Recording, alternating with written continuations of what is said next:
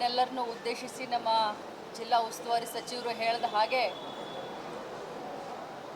ಏನು ಕೇಂದ್ರ ಸರ್ಕಾರದ ಬೆಲೆ ಏರಿಕೆಯ ನೀತಿ ಇರಬಹುದು ಅಥವಾ ದೇಶದಲ್ಲಿ ಸಂವಿಧಾನವನ್ನು ಕಗ್ಗೊಲೆ ಮಾಡ್ತಾ ಇರುವಂಥ ನೀತಿ ಇರಬಹುದು, ಸಂವಿಧಾನ ಬಚಾವೋ ಆಂದೋಲನ ಮತ್ತು ಬೆಲೆ ಏರಿಕೆಯ ವಿರುದ್ಧವಾಗಿ ಇವತ್ತು ಮುಂಬರುವಂಥ 27 ಅಥವಾ 28ನೇ ತಾರೀಕು ಬೆಳಗಾವಿಯ CP-ED ಮೈದಾನದಲ್ಲಿ ಈಗಾಗಲೇ ಸ್ಥಳ ಪರಿಶೀಲನೆ ಮಾಡಿದ್ದೀವಿ. ಬೆಳಗಾವಿಯ CP-ED ಮೈದಾನದಲ್ಲಿ 27 ಅಥವಾ 28ನೇ ತಾರೀಕಿನಂದು ತಮಗೀಗಾಗಲೇ ನಮ್ಮ ಜಿಲ್ಲಾ ಉಸ್ತುವಾರಿ ಸಚಿವರು ಹೇಳಿದ ಹಾಗೆ ನಮ್ಮ AICC ಅಧ್ಯಕ್ಷರು, ಕಾಂಗ್ರೆಸ್ ಪಕ್ಷದ ಅಧ್ಯಕ್ಷರಾದಂಥ ಮಲ್ಲಿಕಾರ್ಜುನ್ ಖರ್ಗೆಜಿಯವರ ಆದಿಯಾಗಿ ಈ ಒಂದು ಕಾರ್ಯಕ್ರಮದಲ್ಲಿ ಸುರ್ಜೇವಾಲಾಜಿಯವರು, ವೇಣುಗೋಪಾಲ್ಜಿಯವರು ಭಾಗವಹಿಸುವಂಥ ಈ ಒಂದು ಕಾರ್ಯಕ್ರಮ ಆಗಿರುತ್ತೆ.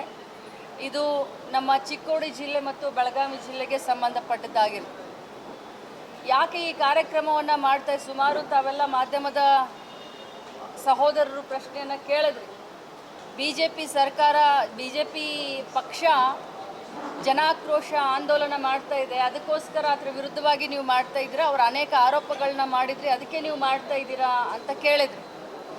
ಅದು ತಪ್ಪು. ಆದರೆ ಈಗ BJPಯವರು ಯಾಕೆ ಜನಾಕ್ರೋಶ ರ್ಯಾಲಿಯನ್ನು, ಆಂದೋಲನವನ್ನು ಮಾಡ್ತಾ ಇದ್ದಾರೆ ಅನ್ನೋದಕ್ಕೆ ಒಂದು 2 ನಿಮಿಷದಲ್ಲಿ ನಾನು ಉತ್ತರವನ್ನು ಹೇಳಲಿಕ್ಕೆ ಬಯಸ್ತೇನೆ. BJPಯವರು ತಮ್ಮ ಒಳಗಿನ ಏನು ಬೇಗುದಿ ಇದೆ, ಒಳ ಜಗಳ ಇದೆ, ಇವತ್ತು ಆ ಜಗಳವನ್ನು ಮರೆಮಾಚಲಿಕ್ಕೆ ಹೋದಲ್ಲಿ ಬಂದಲ್ಲಿ ಎಲ್ಲ ಅವರ ಕಾರ್ಯಕರ್ತರು, ಅವರ ಪಕ್ಷದ ಕಾರ್ಯಕರ್ತರು ಅವ್ರನ್ನ ಬೀದಿಯಲ್ಲಿ ಅವ್ರನ್ನ ಉಗಿತಾ ಇದ್ರು. ಏನು ಕೇಂದ್ರ ಸರ್ಕಾರ ಇವತ್ತು ಬೆಲೆಯನ್ನು ಏರಿಸಿದೆ. ಪೆಟ್ರೋಲ್ ಬೆಲೆ ಇರ್ಬೋದು, ಡೀಸೆಲ್ ಬೆಲೆ ಇರ್ಬೋದು, ಗ್ಯಾಸ್ ಸಿಲಿಂಡರ್ ಬೆಲೆ ಇರ್ಬೋದು, ಸಿಮೆಂಟ್ ಬೆಲೆ ಇರ್ಬೋದು, ಗೊಬ್ಬರನ ಬೆಲೆ ಇರ್ಬೋದು, ಔಷಧಿ ಬೆಲೆ ಇರ್ಬೋದು, ಕಾಳು ಕಡಿಯ ಬೆಲೆ ಇರಬಹುದು.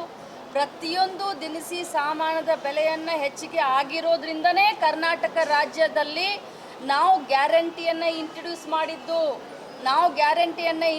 ಮಾಡಿದ್ದು ಯಾವುದಕ್ಕೆ, ಅದನ್ನು ಮೊದಲು ನಾನು ಮಾಧ್ಯಮದ ಸಹೋದರರಿಗೆ, ಕರ್ನಾಟಕದ ಮಹಾಜನತೆಗೆ ಹೇಳಲಿಕ್ಕೆ ಬಯಸ್ತೇನೆ.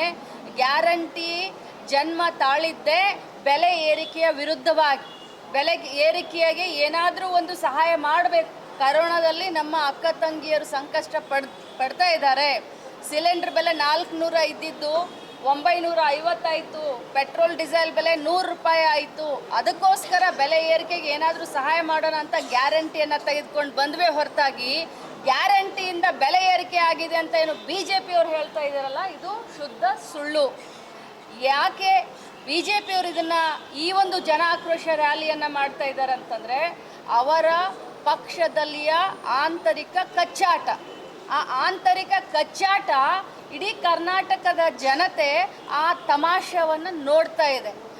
ಆ ಒಂದು ದಿಕ್ಕನ್ನು ತಪ್ಪಿಸ್ಲಿಕ್ಕೆ, ಕಾರ್ಯಕರ್ತರ ದಿಕ್ಕನ್ನು ತಪ್ಪಿಸ್ಲಿಕ್ಕೆ ಮತ್ತು ನಮ್ಮ ಜನರ ದಿಕ್ಕನ್ನು ತಪ್ಪಿಸ್ಲಿಕ್ಕೆ ಇವತ್ತು ಕಾಂಗ್ರೆಸ್ ಮೇಲೆ ಗೂಬೆಯನ್ನು ಕೂರಿಸಲಿಕ್ಕೆ ಜನ ಆಕ್ರೋಶ ರ್ಯಾಲಿಯನ್ನು ಮಾಡ್ತಾ ಇದ್ದಾರೆ. ಆದರೆ ಕಾಂಗ್ರೆಸ್ ಪಕ್ಷದ ಧರ್ಮ ಏನು ಅಂತಂದರೆ, ಜನರಿಗೆ ಕರೆಕ್ಟಾಗಿರುವಂಥ ಒಂದು ಸಂದೇಶವನ್ನು ಕೊಡಬೇಕು. ಈಗ ನ್ಯಾಷನಲ್ ಹೆರಾಲ್ಡ್ ಬಗ್ಗೆ ಮಾತಾಡಿದರು, ಅದ್ರ ಬಗ್ಗೆ ತಾವು ಕೂಡ ತಿಳ್ಕೊಳ್ಬೇಕು ಅಂತ ನಾನು ಹೇಳಲಿಕ್ಕೆ ಬಯಸ್ತೇನೆ. ಇವತ್ತು ಅವ್ರ ಹತ್ರ ED ಏಜೆನ್ಸಿ ಇದೆ, IT ಏಜೆನ್ಸಿ ಇದೆ, IB ಏಜೆನ್ಸಿ ಇದೆ. ವಿರೋಧ ಪಕ್ಷದ ಸರ್ವೋಚ್ಚ ನಾಯಕರ ಮೇಲೆ ಮನಸ್ಸೋ ಇಚ್ಛೆ ಯಾವ ರೀತಿ ಅವರು ಪ್ರಹಾರ ಮಾಡ್ತಾ ಇದ್ದಾರೆ ಅಂತಂದರೆ, ಅವರ ಮೇಲೆ ಏನು ಬೇಕಾದರೂ ಮಾಡ್ತಾ ಇದ್ದಾರೆ. ದಿನಗಂಟ್ಲೆ ಅವ್ರ ಮೇಲೆ ಇದನ್ನು ಪ್ರಹಾರ ಮಾಡ್ತಾ ಇದ್ದಾರೆ, ಕರ್ಕೊಂಡು ಹೋಗಿ ಇನ್ವೆಸ್ಟಿಗೇಷನ್ ಮಾಡ್ತಾ ಇದ್ದಾರೆ. IT ಅವರನ್ನೇ ನ್ಯಾಷನಲ್ ಹೆರಾಲ್ಡ್ ಅನ್ನುವಂಥ ಆಸ್ತಿಯನ್ನು 300 ಎಷ್ಟು ಅಂತ ಹೇಳಿದ್ರಿ ಸರ್ ನೀವು?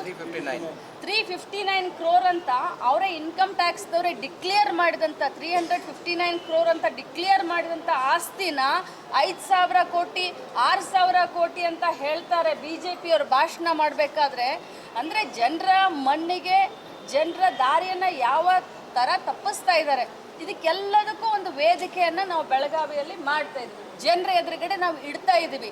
ಬೆಲೆ ಏರಿಕೆ ಆಗಿರೋದು BJPಯ ಆಡಳಿತದಿಂದ, BJPಯ ನೀತಿಯಿಂದ, BJPಯ ಕೇಂದ್ರದ ಸರ್ಕಾರದ ಒಂದು ಫೈನಾನ್ಸ್ ಡಿಪಾರ್ಟ್ಮೆಂಟ್ ಆಗಿರಬಹುದು, BJPಯ ಒಂದು ಏನು ಅದಾನಿ ಅಂಬಾನಿಗೋಸ್ಕರ ಸಹಾಯ ಮಾಡ್ತಾ ಇದ್ರಲ್ಲ ಆ ಒಂದು ನೀತಿಯಿಂದ ಅಂತ ಜನಸಾಮಾನ್ಯರ ಎದುರಿಗೆ ಹೇಳಲಿಕ್ಕೆ ನಾವು ಈ ಕಾರ್ಯಕ್ರಮವನ್ನು ಮಾಡ್ತಾ ಇದ್ದೀವಿ.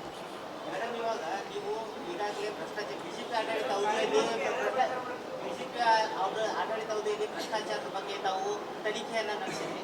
ಆ ವರದಿಗಳು ಬಂದು ಆದ್ರೆ ಸರ್ಕಾರ ಏನು ಕ್ರಮ ಕೈಗೊಳ್ತಾ ಇದೆ? ಒಬ್ಬರ ಮೇಲೂ FIR ಆಗಲಿಲ್ಲ, 40% ಅಂತಂದ್ರೆ ಅದು ವರದಿಯನ್ನ ಇದನ್ನ ಮಾಡೋಕ್ಕಾಗಲಿಲ್ಲ.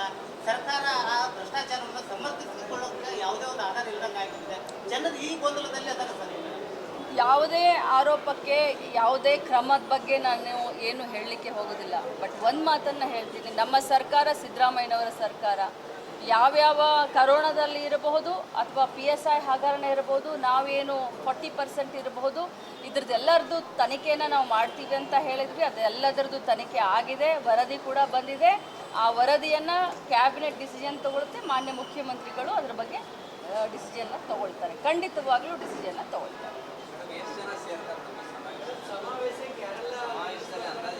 ನೋಡಿ, ಅದಕ್ಕೆ ಈಗಾಗಲೇ ನಾವು ಮೀಟಿಂಗ್ನಲ್ಲಿ ಮಾತಾಡಿದ್ದೀವಿ. ಅದ್ರ ಬಗ್ಗೆ ಜಾಸ್ತಿ ನಮ್ಮ ವರ್ಕಿಂಗ್ ಪ್ರೆಸಿಡೆಂಟ್ ಅವರು ಹೇಳ್ತಾರೆ. ನಾನು ಹೇಳಿದ್ದೀನಿ, ಮಂತ್ರಿಗಳು ಎಲ್ಲರೂ ಬರ್ತಾರೆ. ಎಲ್ಲರೂ ಬರ್ತಾರೆ. ಬಿಜೆಪಿ ನಾಯಕರು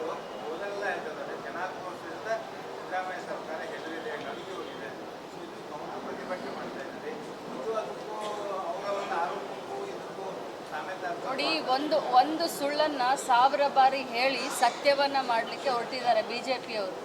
ಒಂದೇ ಒಂದು ಸುಳ್ಳನ್ನು ಸತ್ಯ ಮಾಡಲಿಕ್ಕೆ ಹೊರಟಂಥವ್ರಿಗೆ ನಾವು ಜನರಿಗೆ ಹೇಳಬೇಕಲ್ಲ, ತಪ್ಪು ಸಂದೇಶ ಹೋಗಬಾರ್ದು. ಏನು ಸತ್ಯ ಇದೆ ಅನ್ನೋದನ್ನು ನಾವು ಜನರಿಗೆ ಹೇಳಬೇಕಲ್ಲ. ಇದು ಅವ್ರಿಗೆ ಕೌಂಟರ್ ಮಾಡುವಂಥ ಅನಿವಾರ್ಯತೆ ಕಾಂಗ್ರೆಸ್ ಪಕ್ಷಕ್ಕೆ ಇಲ್ಲ. ಆಯಿತಾ ಸರ್?